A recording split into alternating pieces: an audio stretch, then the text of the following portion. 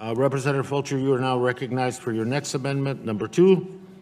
You're recognized for 5 minutes, sir. Thank you, Mr. Chairman. We're going to know each other more just in today than we have the whole year so far. Mr. Chairman, I have an amendment at the desk.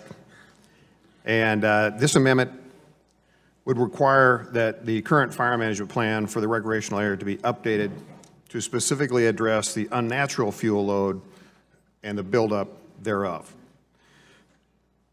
Mr. Chairman, we need to make it easier to manage our federal land, not more difficult.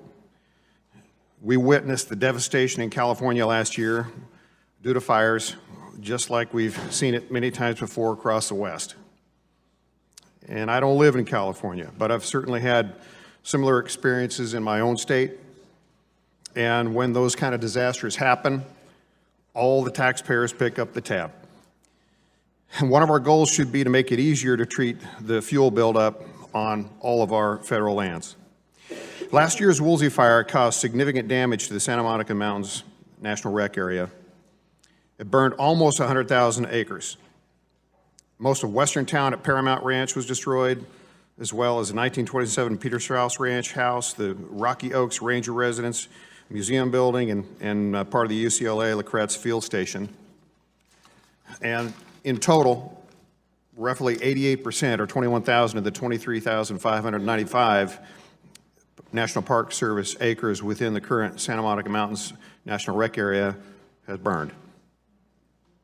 Current fire management plan for Santa Monica National Rec area, which last was updated in 2012, states that, and I quote, "Fire management actions in the SMM-NRA need to deal primarily with fire hazards created by development at the urban-wildlife interface and not to correct unnatural fuel buildup on the landscape." Now, while we acknowledge that the NS includes a savings provision stating that nothing in the Act limits Secretary of Interior's ability to update the unit's fire management plan, which may consider various fuels management strategies, I also noticed it doesn't make it any easier to manage these lands. We need to require the Secretary to address the unnatural fuel buildup on the landscape to better protect the land, the lives and property of those that live in and near the boundaries of the proposed Rim of the Valley unit. I fear if we don't, these devastating events will continue to happen. So, Mr. Chairman, with that, I yield back.